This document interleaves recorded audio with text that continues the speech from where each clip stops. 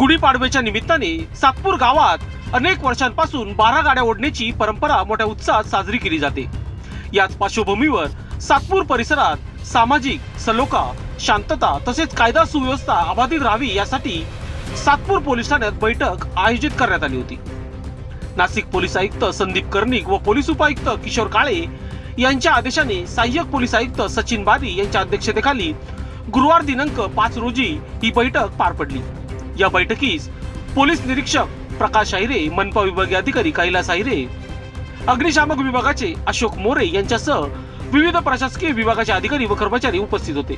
तसेच यात्रोत्सव समितीचे अध्यक्ष भारत घाटोळ, 12 गाड्याचा मान असलेले मंगेश निगळ, नगरसेविका सविता काळे, मानसी चौरे, नगरसेवक नितीन निगळ, सामाजिक कार्यकर्ते रवींद्र काळे, शांताराम निगळ, लक्ष्मण घाटोळ, भिवानंद काळे, शिरसाट, सचिन घाटोळ यांच्यासह ग्रामस्थ नागरिक मोठ्या संख्येने उपस्थित होते।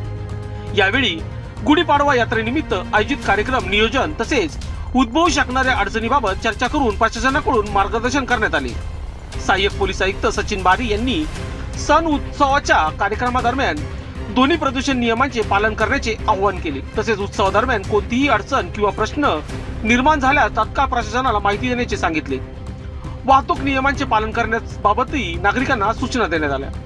बैठकीदरम्यान ग्रामस्थांनी आपल्या सूचना मांडल्या। नियमांचे उल्लंघन होणार नाही याची काळजी घेण्याचे आवाहन सहाय्यक पोलीस आयुक्त सचिन बारी व पोलीस निरीक्षक प्रकाश आहिरे यांनी केले। या बैठकीचे नियोजन पोलीस हवालदार विलास गित्ते, दत्ता गायकवाड, भगवान शिंदे, सुनील लोहारे, तुषार देसले व दीपक खरपडे यांनी केले। काळ्याच्या आजूबाजूला आमचे निगल परिवार असतील, घाटवळ असतील, काळे असतील, बांधवणे मौले हे सगळे लोक एकोप्याने त्या गाड्याला एकदम कव्हर करून अतिशय चांगल्या पद्धतीने त्यामुळं कुठलं काही वादविवाद होत नाही आणि दुर्घटना नाही होत। तो कृपया करून आपण लवकर रिपेअर करा अशी मी आम्हाला विनंती आहे।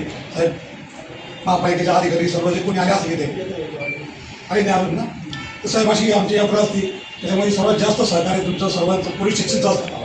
तेवढंच भाऊ कमी आणि विद्युत तारण वायरमॅनच्या माध्यमातून आम्ही काढणार आणि दुसरी गोष्ट महापालिकेचे सर्व विद्युत विभाग असेल, बांधकाम विभाग असेल, जो श्री गणेश ओढायचा मार्ग आहे त्या ठिकाणी कालच आमच्या अधिकाऱ्यांशी चर्चा झाली आणि त्या चर्चेच्या माध्यमातून तिथं तो डांबराचा पॅच देखील आम्ही मारायला लावले आणि ज्या रस्त्यात जेही खड्डे वगैरे असतील ते क्लिअर करायला लावले महापालिकेच्या बांधकाम विभागाला आणि जे काही सहकार्य राहील आम्ही 4 नगरसेवक म्हणून या गावच्या यात्रा करणार मार्ग येतो उत्तर स्टॉपच्या